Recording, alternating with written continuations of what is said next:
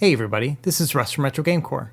I feel like it's been forever since I reviewed a new handheld, so I'm pretty excited about today's video. We're going to take a look at this one here, the GKD Mini. Now this device is kind of like a reskinning of the original GKD device, which was called the GameKitty GKD 350H. And man, that is a mouthful, so I'm glad they simplified things here. This device sits in a middle ground between being a mini device and a full-sized one. It has most of the features you would expect in a gaming device in today's market, and while its hardware is definitely showing signs of aging, there's still a lot to love about this thing. So we're going to spend the next half hour or so really getting into the details about this device. I'm also going to show you how to set it up in case you buy one yourself, because unfortunately this is not quite a plug-and-play device.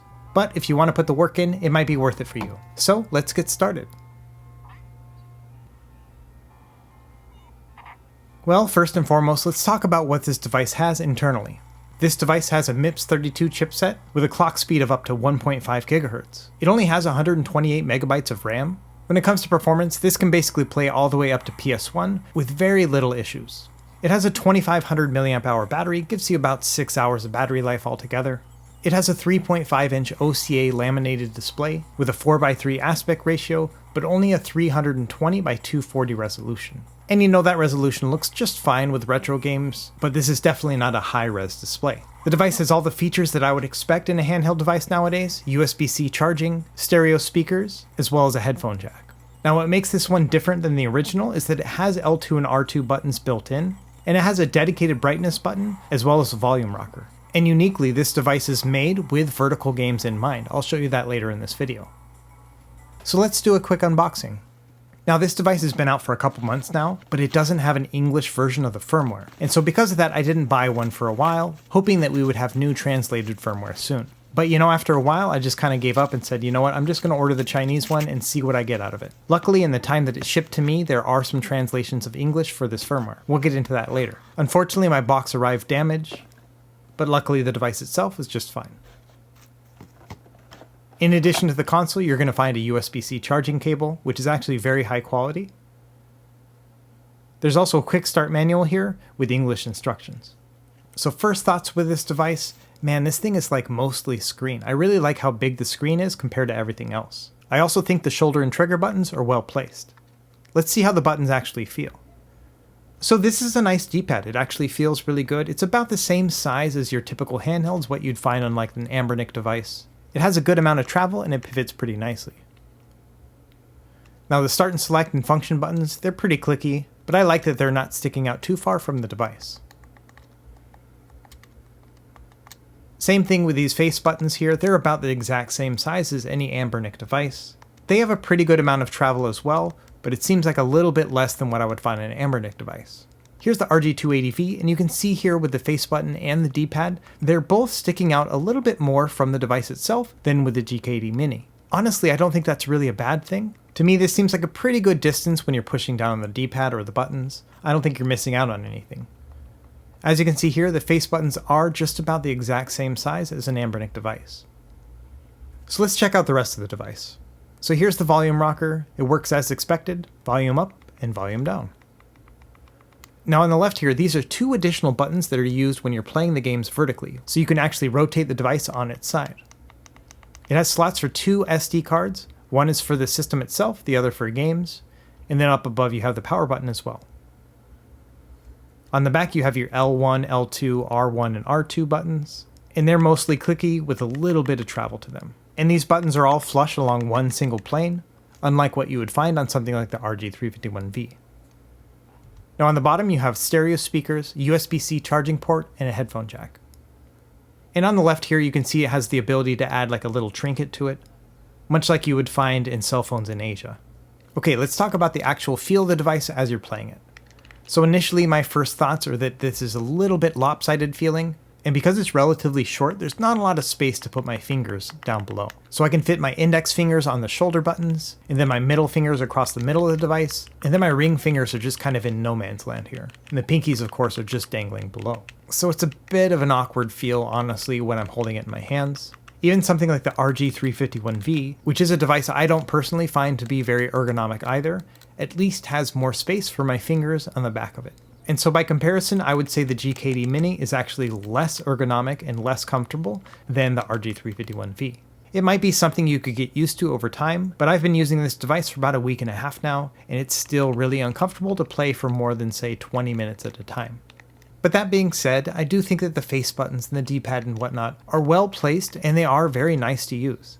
The trick is just holding the device in a way that isn't going to cramp up your hands. Now I had similar issues with the RG280V. With this one you basically have to put your index fingers up top in order to balance it, but this is another device where I really can't play it for more than 20 minutes or so at a time. But at the end of the day, these are portable devices, and they're meant to be pick up and play anyway. So the whole idea of them not being comfortable after 20 minutes might be a moot point for you and your use case. So here's a good size comparison between some similar models. Obviously the 280V is much smaller than the others, and man, this thing is super cute, but like I said before, ergonomics on this one really kind of ruin it for me.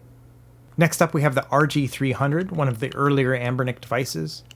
This one also has shoulder buttons in the back, but only L1 and R1, but this one's pretty comfortable to hold in the hands too. I like that it's longer than the GKD Mini. And then the GKD Mini is just somewhere in the middle there. I appreciate that it has the shoulder buttons in the back. It does feel a little bit lopsided where you're pushing down on the bottom a lot, but I'm really not sure if they could have done any better with this. And as you can see here, the GKD Mini is much smaller than the RG351V, and I would say the GKD Mini is actually pocketable, unlike the other. And one point too to make is that I really like how rounded this device is. It really adds to how cute it is, and it makes it more comfortable to hold. So some quick measurements here. We're looking at about 3.5 inches of width and 4.25 inches in length. Compare that to the RG351V, which is a little bit over 3.5 inches in width and nearly 5.5 inches in length. So it is a much smaller device, and I think the fact that the buttons don't stick out as much make it even more pocketable. My main complaint with the hardware of this device is that the buttons rattle. Here, listen to this.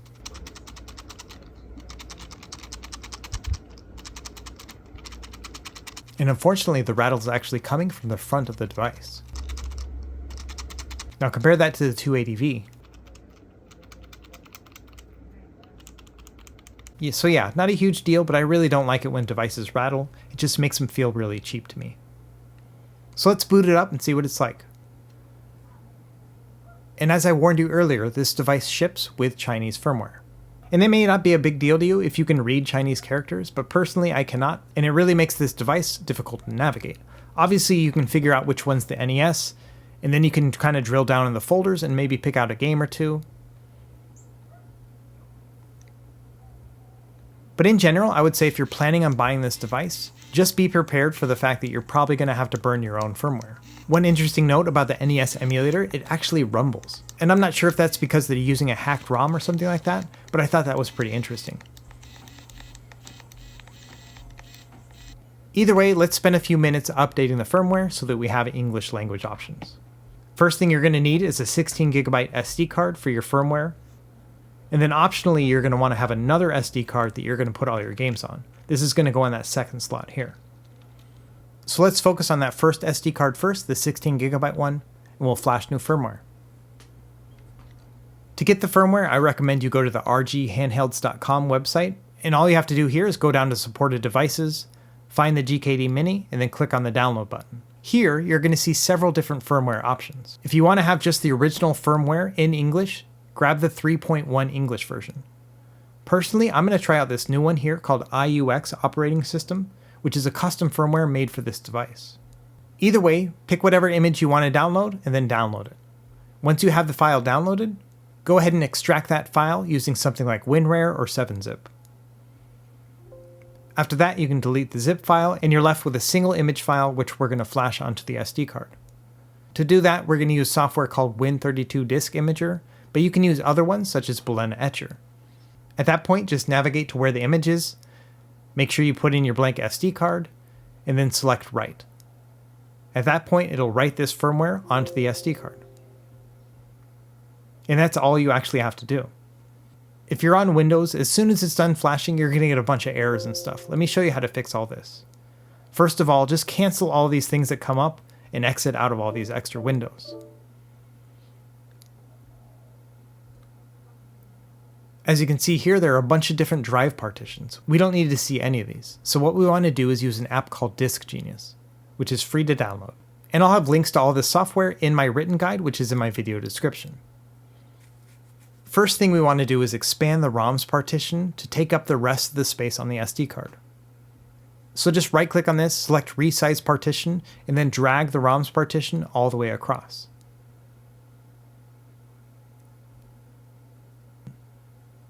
At that point, you have about 8 gigs to work with within the ROMs partition. For the rest of these partitions, you don't need to access them at all, so all you have to do is right click on them and select Remove Drive Letter. Once you're done, all you're going to see is the ROMs partition, which is the only one you want to actually access. Here you could actually put games on it if you wanted to, but you're limited to those 8 gigabytes like we showed earlier. Instead, what you want to do is use a different SD card in the second slot. And all you have to do to set up that card is to go online, download a program called GUI Format, which will format that SD card to FAT32 file system. After that, all you have to do is make folders for your ROMs and you're good to go. So back on the device, I'm going to take out this original SD card, which you can see here is actually named GameKitty. And then I'm going to put in that 16 gig SD card that I flashed that new operating system on. I also have a 128 gig card here loaded with a bunch of games. I'm going to add that as well. So let's boot up the device now and see what it's like. As you can see here, it has a different splash screen. And the overall look of this firmware is just a little bit different than the original one too. I really like the coloring of this operating system and it seems very simple to me. As you can see, all the emulators and games are listed in English now, which is super handy for those of us who don't speak Chinese. Now this device will come preloaded with a bunch of freeware games. So let's start one up. Here's Streets of Rage Remake. And I have to say, this looks really good. Even though it's a 320 by 240 display, it has really nice viewing angles, and this OCA laminated display looks very bright and crisp. It's probably one of the better displays I've seen on a handheld device lately. And so despite having that lower resolution, the pixels still have like a chunky texture to them, which looks really good when you're playing the games. So let's talk about light bleeding for a second. This device unfortunately has some of the worst light bleeding I've seen of any retro handheld device. Now granted, part of this might be the color of the device I chose. I really like this minty or toothpaste green version, but as you can see, the light bleeding is really significant on this. So you may have to go in there with some electrical tape and cover up some of these parts, or maybe consider buying a darker model. Okay, let's talk a little bit about the different themes you can use. Now the easiest thing you can probably do is just go into the theme section and change out the different wallpapers that are available. Now this operating system supposedly comes with different themes, but if you see here when I go into the skin section, I'm actually not able to change any of these skins. So at the very least, the firmware image that I just showed you how to download unfortunately doesn't have any different themes. Okay, let's actually start playing some games and show off performance. I'm going to pick one of these emulators here. Let's start with the Game Boy emulator, and then I'm going to navigate to my SD card, then find the Game Boy section, and then I'm going to pick out a game. Let's start with Metroid 2. And this is what it'll look like by default, but you can go in here and change the scaling options. For example, you can set it to full screen, or even 1.5 times resolution. It's really going to be up to you what you prefer. I found that when playing Game Boy on this device in particular, I like to do full screen as well as smooth, which enables bilinear filtering, which makes everything nice and balanced looking, and I don't mind that soft look when it comes to the Game Boy because it reminds me of the original hardware. So let's try out Game Boy Color, which actually uses the same emulator. So here it is with full screen fast. This makes the image much sharper looking, and honestly I really like it this way, especially with Game Boy Color. But of course you can also go in here and change the scaling settings and change it to smooth, which will make everything look nice and smooth, but also a little bit softer too. Now by default, Game Boy Color looks really vibrant on this device, but you can go in and add a filter, which will sort of mute a lot of those colors. And this looks really nice as well. Either way, you've got lots of options to play with, and if you're a big fan of playing original Game Boy games, this device is a really nice fit. Now let me show you how to set up your default folders for each of your emulators. So hover over an emulator, press the select button, and then select edit whatever the emulator is. Go down to the selector path section, and then navigate to wherever your games are stored. It's typically going to be under media, the name of your SD card, and then whatever folder you're using for your ROMs. Once you've figured out the folder you want to start with, then just press start. And then when you exit out, it's going to ask you to save, just go ahead and save. Now, every time you open up that emulator, it's going to go right to the folder right then and there. Now this device also supports favorites, so if you're navigating through the games, all you have to do is press the X button and it'll make it a favorite. Now this firmware does not come loaded with BIOS files, so let me show you how to change that real quick. There's supposed to be a couple different ways you can connect to your computer. One is via USB mode. So theoretically, you should be able to connect your device to your computer via USB and then select USB mode. But unfortunately, I couldn't get that to work on my Windows PC or my Mac.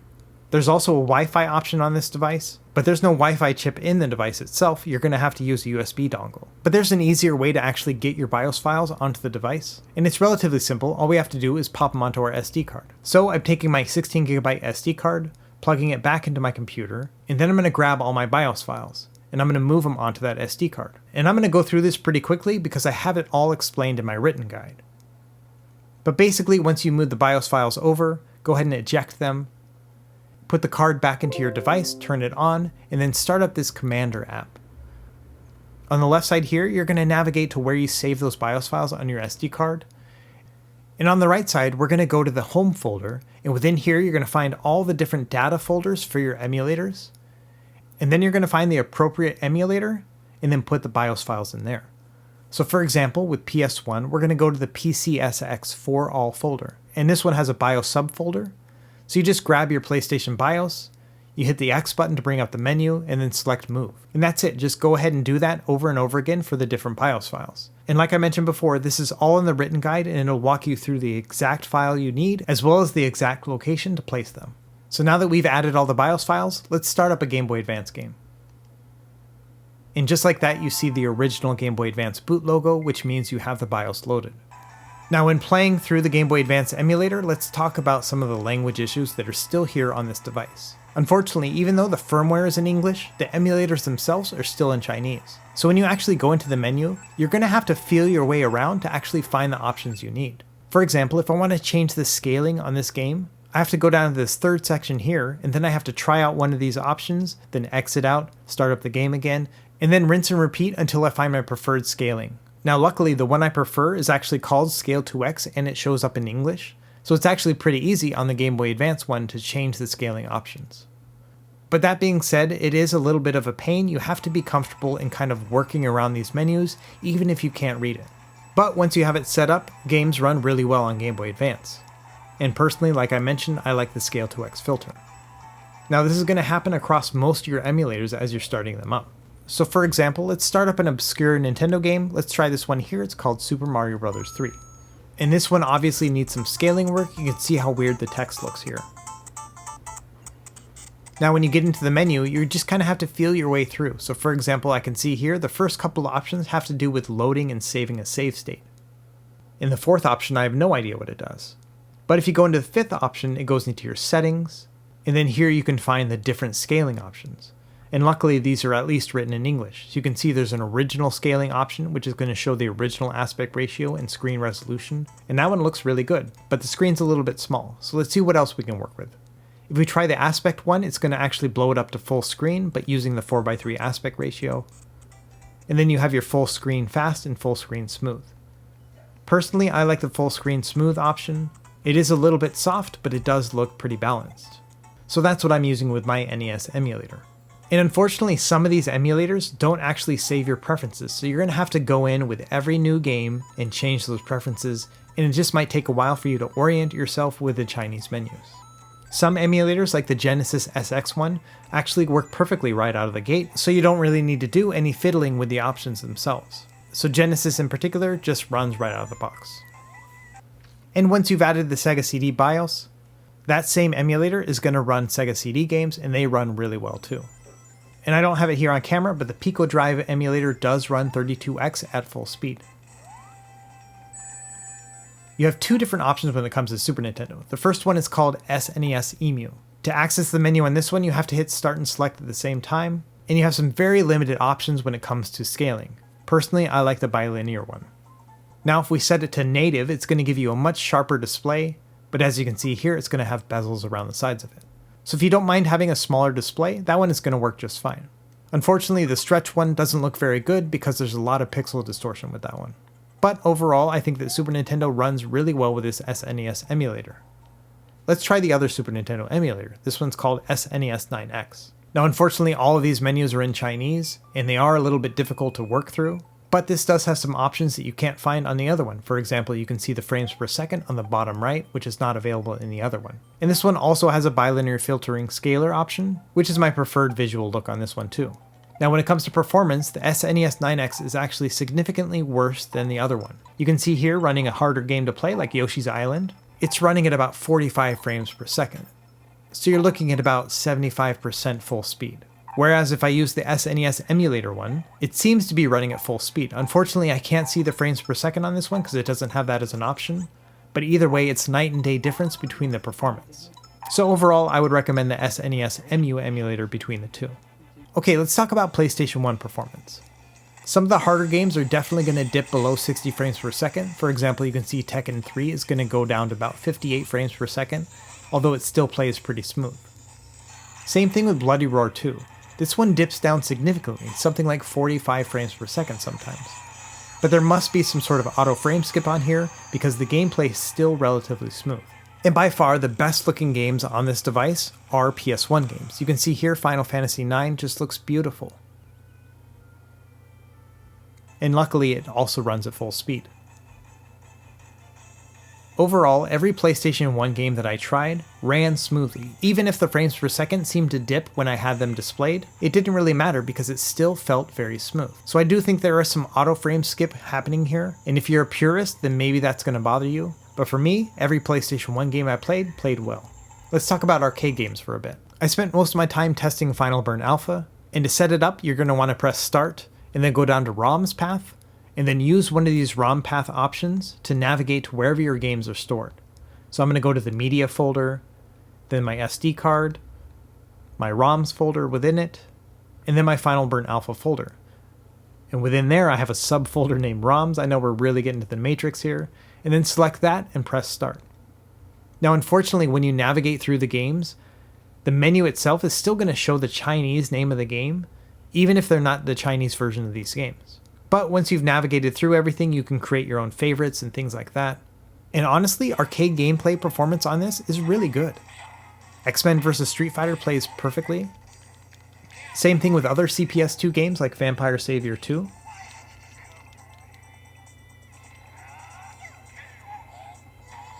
And even CPS3 games, which really have no business running at full speed, play really well on this device. But again, if you look at the frame skip up here in the top left, you'll see that it's dipping way below 60 frames per second. So there might be some frame skipping going on here.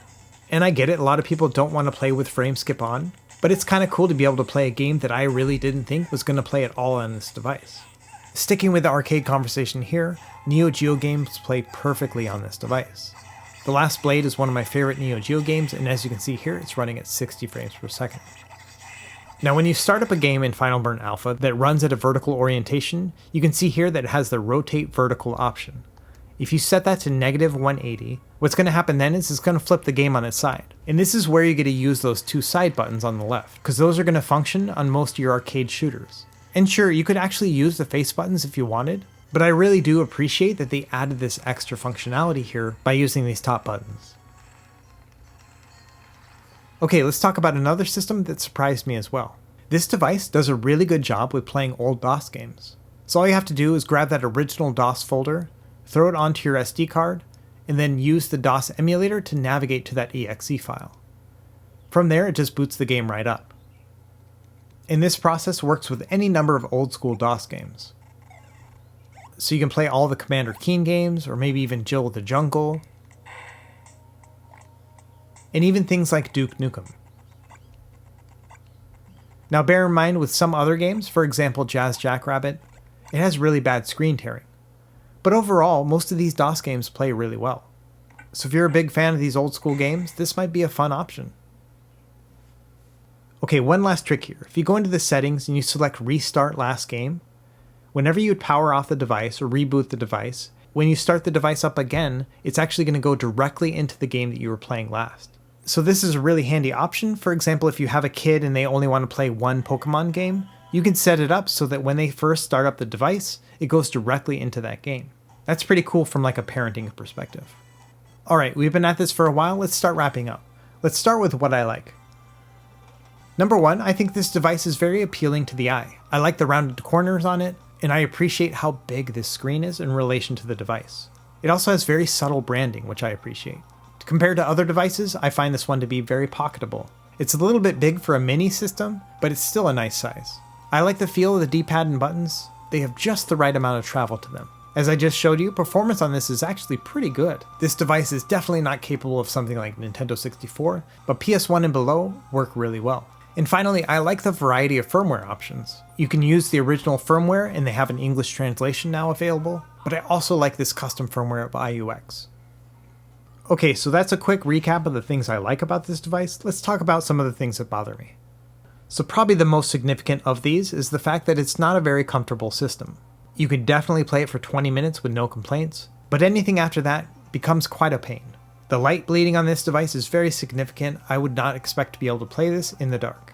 I also don't like it when buttons rattle on a device, and this is some of the worst rattling I've seen on any device this year. And although I really do like the display on this device, the screen resolution is holding it back. We're getting to the point where 640 by 480 is starting to become the norm on a lot of different devices. And so it's very hard to go back to that 320 by 240 resolution. The games still look great, but I just wish that everything was a little bit sharper. And unfortunately, even when you do install the English version of the firmware, you're still going to have issues within the emulator menus themselves. So you have two options here. You can either just learn Chinese real quick, or you're going to have to memorize how to navigate each of these menus. Either way, that's not the intuitive process that I was hoping for with this device. And my last point here is this device is kind of pricey. It's about 80 bucks. And the prices are fluctuating all over the place. I think it has to do with supply and distribution. But personally, I think this is more fitting as a $60 device than an $80 device. So unless you really have a hankering for this device right now, I would recommend waiting a couple months and seeing if it goes down to $60 at some point. Okay, so now we know what I like and what I don't like. So what do I actually think about this device? Is it worth buying? And my answer is totally going to surprise you, but the answer is maybe. If you're a handheld gaming collector, I think you're really going to enjoy this one. It's bright and curvy, and I love this toothpaste color.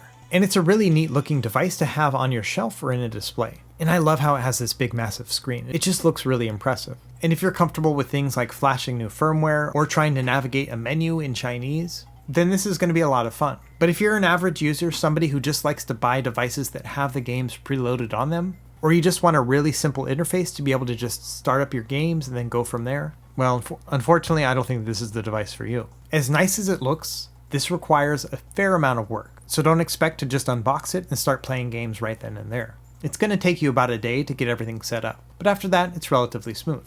So what do you think? Let me know in the comments below. I'm really interested to hear your thoughts because, as always, I'm torn between the good and the bad of this device. Thanks for watching. Be sure to like and subscribe if you found this helpful, and we will see you next time. Happy gaming!